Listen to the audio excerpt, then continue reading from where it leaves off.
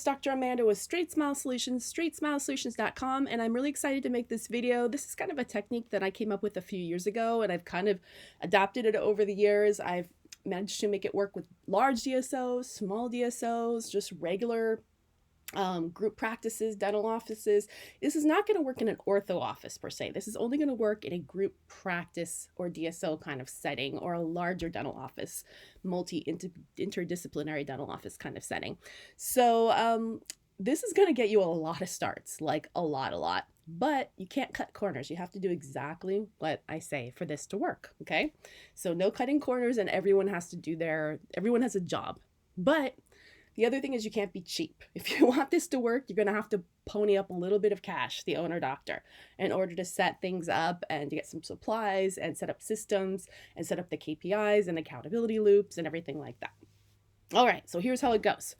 Number one, everyone has a role in the office, okay? So again, this is created for a DSO or group practice or general dental office, interdisciplinary dental office. This is not for an ortho office.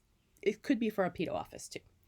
Okay, so the idea is that any group practice DSO, regular dental office, larger dental office has a ton of opportunities that walk in every single day. It's completely different than an ortho office. An ortho office, everyone that walks in as a consult is a warm lead already. You already figured they're pretty much interested. They're just getting more information. They're interested in starting, or they're shopping around. Every warm lead that you get into an ortho office is already super valuable. It either was a referral from another dentist, or you paid for marketing and they came in, or it was word of mouth referral from another patient. That's usually how we get our patients. Different. In a general office or a DSO or a regular dental office, people are coming there not necessarily for ortho. They may have no idea that they're for ortho. They're there for their cleaning or their filling or their crown or a new patient visit, not necessarily for ortho. Matter of fact, they may not even know that you do ortho. They may never think they even need ortho. Okay, so this is where you're going to be educating them from all different directions. Now, you're not going to be the big S. You're not going to be salesy at all. Okay, you're just informative, conversational, and friendly. That's all you are. Okay, and everyone has their own roles. First of all, the doctor. You're the top of the pyramid. You own the practice, or the managing doctor if it's a DSO. This doctor needs to be educated on ortho, as do all the providers in the practice. So who are the providers? Everyone that's a doctor and everyone that's a hygienist is a provider in the practice. You guys are licensed providers. Therefore, you all need to understand ortho. You cannot not understand ortho and expect this process to work. So you're going to have to take some ortho classes. If you want free ortho classes, we definitely have our free ortho series in various playlists up on our YouTube channel.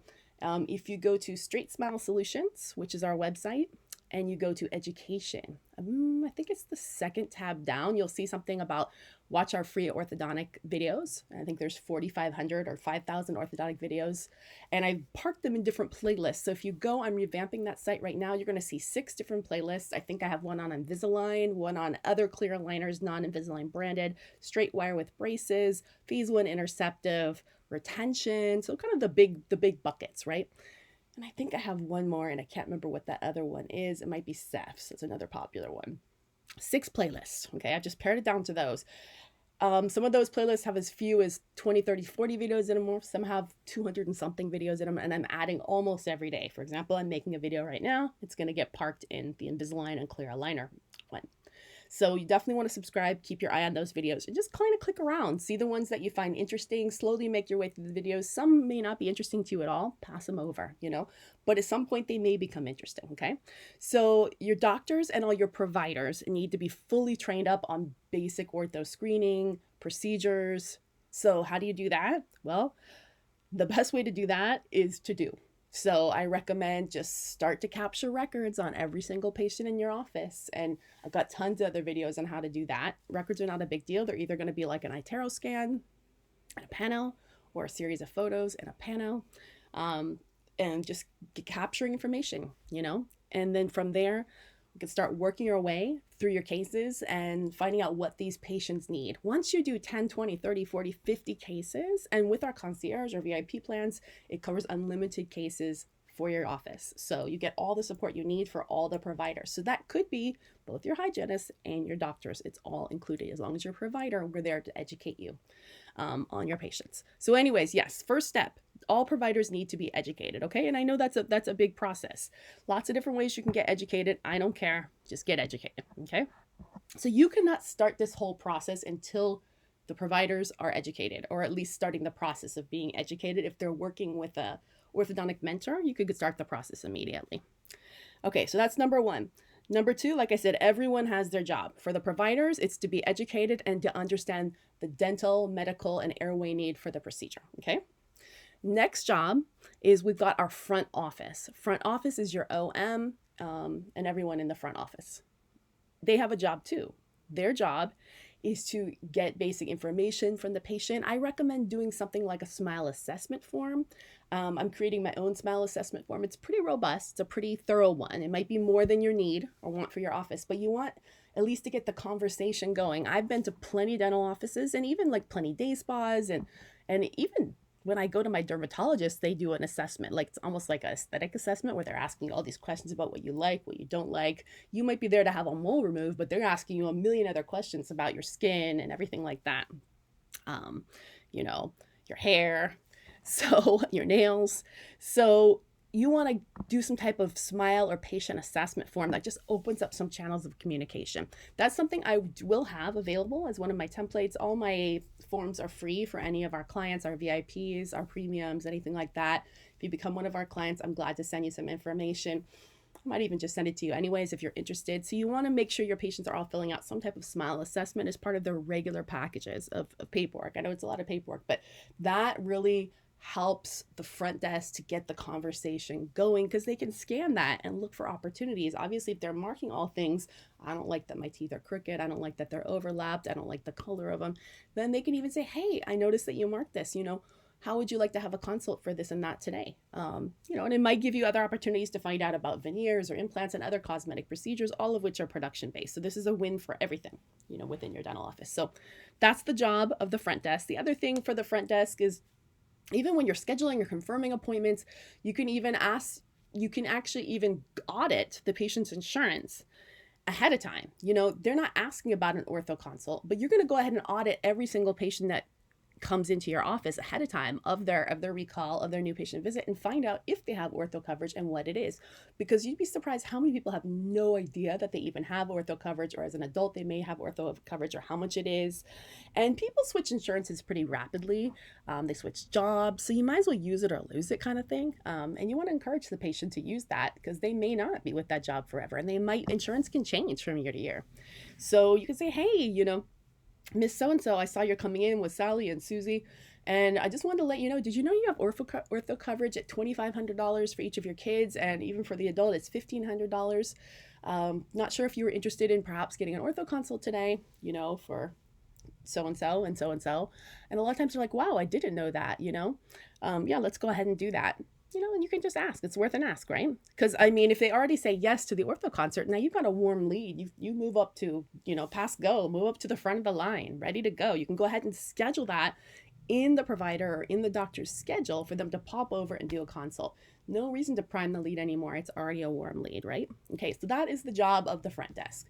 Information about coverage, as well as doing a smile screening form and starting that very gentle, delicate conversation based on what the patient said. Okay, that's it.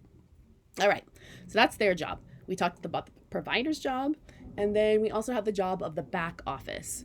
Back office has a job too. They're going to take that smile assessment form and they're going to lightly screen it as well and say, hey, pretty much the same thing that the front office did, but just they know a little bit more about different procedures. Hey, I saw that you marked this and this. Wow, I think that would look great for you. Would you like more information on this procedure? We could definitely talk to doctor about this procedure.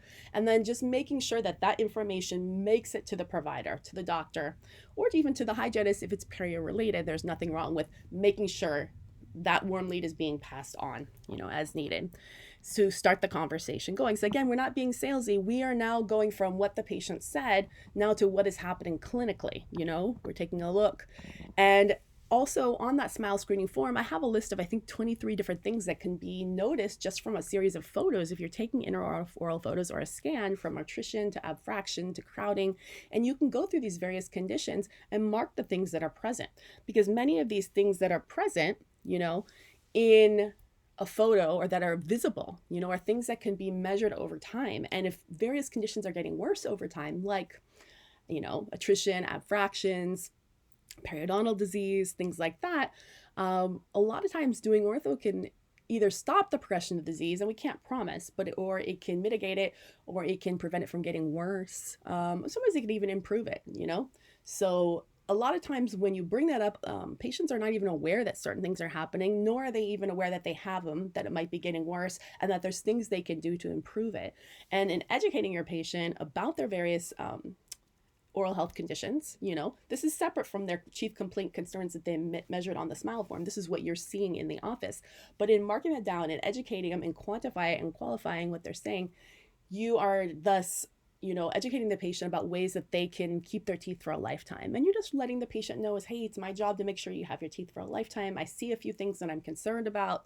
This one I'm most concerned about. This one is a little less concerning. We're just going to take a series of photos. We're going to monitor these, and we'll circle back next year and see if these things are getting worse or better. By the way, just letting you know, we could definitely talk to doctor about possibly doing some light orthodontics, some simple orthodontics. You don't want to, they're thinking in their mind 2-year treatment plan. So you want to keep it as light and fluffy as possible. And that might, we can ask doctor if that might make things better, or at least help prevent some of these conditions from getting worse. An implant is a couple $1,000s. We want to avoid doing that if we don't need to. And perhaps if we align this treatment, this tooth up and get the bite a little better, maybe it'll help you be able to keep these teeth for a longer period of time, So that's all you're doing. You're just educating the patient. So the back office is noticing what they're seeing, noticing what's on the form, making sure that the providers get the information, that the providers can continue the narrative, okay? So now everyone's done their job, right? We've all done our job. That's it. That's all we're doing. We're just giving information. You'd be surprised how many times, if you just do that with every single patient, how many yeses you will get. You will get a lot of yeses, okay? And even if you didn't get the yes today, in a year, like we said, we're going to revisit it. It's just, the narrative is just going to be part of our general exam now. Screening for sleep, screening for airway, screening for ortho, screening for occlusion. It's just like any other part of our comprehensive exam, oral cancer screening, everything like that. Things that maybe we didn't even do 20, 30, 40 years ago. It just makes our whole experience in our office, a little bit more comprehensive, a little bit more thorough. We're very thorough, okay? So that's that. Okay. So you guys get the idea. In time, you'd be surprised if you just do this and repeat, and just not salesy, but educated, respectful, positive, and friendly. Very health focused. You'd be surprised how many yeses you will get in time. You may not bang them all out the first year, but slowly, as you build the patient education and awareness, they will start. Okay, so that's that. Now we've gone to that. Now we need to talk about the whole incentive. So how do we get the whole team to do what I just said? So first of all, this needs to be part of their job description, okay? But second of all, of course, there's incentives, and incentives work magically in order. So, obviously, I've been in the shoes, as a staff member, I've been in the shoes as a doctor, and I know how staff members think. And they know that the owner doctor is taking home a piece of the pie anytime that they sell a big case like this. So they're like, well, what's in it for me? I realize that's their job, but everyone does a little bit better when they have a little bit of skin in the game. So this is a system that I created that, there's a million different ways you can do this, but it works really, really well, okay? First of all, the benefits of my system is that it's a long-term incentive plan. So it's going to go on for, I recommend doing this for a year, whether you start this on January 1st or coming up on July 1st, the fiscal year is even better. Go July 1st to June 30th. So this is a perfect time to start this, but you could really start this anytime. I think long-term is good because ortho is a long game. And it's not something that you can just knock out of the park in one day. It's all about creating awareness like we discussed, and it can take a year or two for this to take effect. So I like to have the incentive program go on for a year. Plus, even like, let's say we did this today and we talked to little Susie and we just did the warm lead and we educated them. It's totally fine if you have a slow day, for the front office or even the back office, patients not coming in, for you guys to audit these type of patients that were warm leads, that were potential candidates, and to give them a buzz 2, 3, 4 months later and just say, hey, I remember that you had a few questions. I just wanted to circle back, see if you had any other questions. Did you want to do a virtual consult, and doctor can check back in on that concern that you had? There's a lot of things that you can do as a front office or a back office on a slower day on a less busy day to recircle and revisit that lead and perhaps get a start there. So just because they left the office doesn't mean that you're not going to have that chance again for another 6 months or a year. So, and it's really great when you can build lists or even create, if you're kind of a techie person, you can create codes that can be searchable within your Open Dental or your Dentrix. A lot of things you can do. I don't care. You can have a spreadsheet, but it just come with almost a recall list with the way that you can sort and screen for these later, so that you can revisit them and perhaps get some starts, when you have low production days. Okay, so again, incentives. So this is the way I've done this. I've always done it as a raffle, and it's worked really, really well. Obviously, we want to create a wish list. Each staff member can submit, 5 to 10 different suggestions of different prizes that they would be interested in. And maybe you give them 3, one in the $0 to $100 category, or 0 to 50, 50 to 100, 100 to 300, 300 to 500, 500 to 1,000. I don't know, something like that, So they're not all giant ones. And one of them could be cash. One of them could be a trip to the massage parlor, nail salon, small things like that. $100 gas card, $200 at Walmart, a night away staycation at the local spa or the local theme park. I mean, there's going to be some big stuff. There's going to be small stuff. You want all different things. But you want to give an opportunity for your team to talk about what type of incentives would really motivate them, that would excite them and their family. And of course, we're going to have all different ages of team members. And some people are more into that free tattoo from down the, local. And I love the idea of supporting local stores if possible. I think that's even better when you can do everything local. So try to support local in your community and not, if you can, not Walmart and Target cards and Amazon, because that's just lame in my opinion. It's better to do local and have, personalized type gifts as much as possible.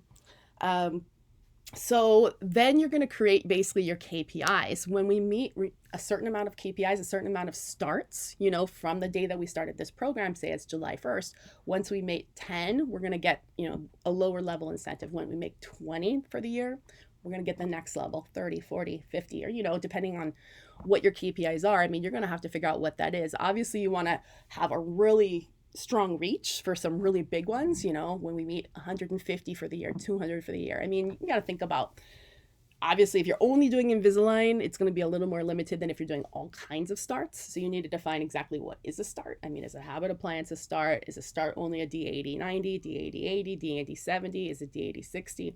You guys have to define what a start is.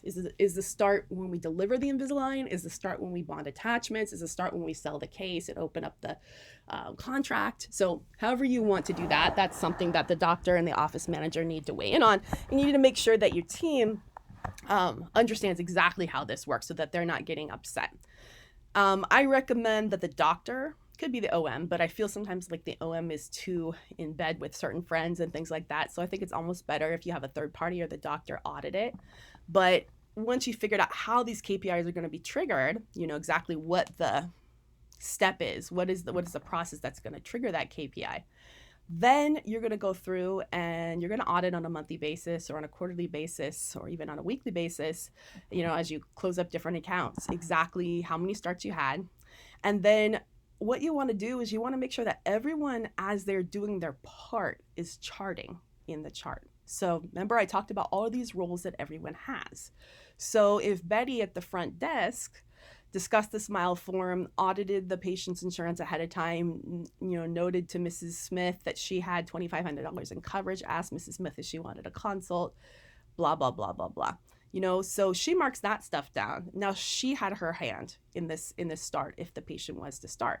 As long as she's charted it in the chart with her name and the patient did start, then she's going to basically get a ticket. I like the idea of raffle tickets. And I really recommend that you make custom raffle tickets, whether you make them at Vistaprint or something else, someplace you can't just buy them from Amazon. It has to be custom of some sort. It doesn't have to be like a pull-off raffle ticket. It can just be a certificate or something else that you can have custom made that only the doctor would be holding. So it basically has cash value, So you're going to, doctor is going to sign something, maybe put the patient number on it, put the staff member who helped out's name on it, hand it to the staff member because now it's signed by the doctor.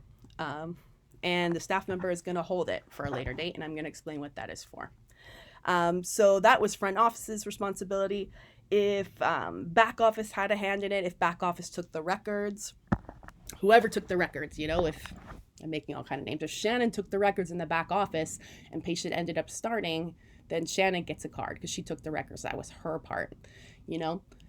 So you get the idea, everyone's part. Because a lot of times, you know, it's not our job. We're doing other things, and doing this extra consult or this, you know, having that extra discussion or taking those records when I have other things to do isn't necessarily, it's a little extra work. But we want them to be like, yes, this could be a start. I'm going to get incentivized potentially. I'm going to go the extra mile to have that conversation to do this procedure, even though it's not on the schedule, even though it's 5 p.m. on a Friday, right? Because I could win something for this. I might get rewarded for this. So again, everyone's going to do their part. As you do your part, you're going to be charting it with your name in the chart, just like you should be doing anytime for any patient narrative. And doctors, anytime there is a start that's triggered, doctor's going to go through and audit that patient's chart and then give credit where credit is due. I like the idea of doing it in terms of a custom lottery ticket. I'll explain why it works really, really well. A lot of times I don't recommend having doctor providers in on the incentive plan unless you just have a bunch of associates that maybe don't benefit from the start, you know, but if they're on production, then they already benefit from the start. So they're double dipping. So they really shouldn't get rewarded. So I like the idea of having the provider that actually gets rewarded being the hygienist, if they had a part in that conversation, if they charted, if they had a discussion in the chair about the benefits of doing Invisalign to help perio, to help mobility, things like that. If that was charted in there, then they will get a ticket for their part in that sale, in that conversion, in that treatment plan acceptance. All right, so now we've had, let's say we've gone the month of July, and at the end of the month, we've gone ahead, doctors audited. You know, it does take a little bit of time to audit all the starts, to find out who gets the rewards, but trust me, by doing this, it will definitely pay off. You know, you've handed out your raffle tickets, and then as we hit different KPIs, we're adding more prizes, okay? And the staff will have the opportunity to drop their raffle tickets in these little lock boxes. So we didn't quite talk about the supplies, what you need. And there is a small investment up front of different supplies that you need besides the actual prizes that we discussed. I recommend either going to Amazon or Etsy and look for clear lock boxes. So they actually sell clear lock boxes. They use them for like wedding cards or for like raffle tickets, things like that. Some of them have locks on them. I like the ones where you can put your own lock on them. I like them being clear because I like to be able to see how many tickets are in it. And you can go ahead and label on it. You want to put, doctor's going to put their own lock on. Don't use a luggage lock. Use a lock with a combo or with a key that you own, better than, you know, but not something that somebody could pick with a TSA lock. I mean, some of these prices might be $1,000. So I've had and I've heard of people getting into the boxes, you know, in the staff room. So, I mean, I hate to say it, but you got to make this pretty safe. Or, you know, you come out, doctor takes them home or locks them in his office, and they only come out, you know, once a month, and then they have a ceremony where they drop the tickets in when you get the tickets. I mean, there's a lot of things you do. It doesn't have to sit in the break room 24/7, but you want to be able to have your tickets and drop your tickets in your thing, or keep your tickets till the end of the year and then see what's available and drop them in. You know, that's part of the strategy. Obviously, the bigger prizes are going to have more tickets, right? And the smaller prizes might have fewer tickets, but you're more likely to win. Or you're going to have more smaller prizes and fewer big prizes. But that way you can strategize where you want to park your tickets. Not everyone wants a cash prize. Not everyone wants a massage.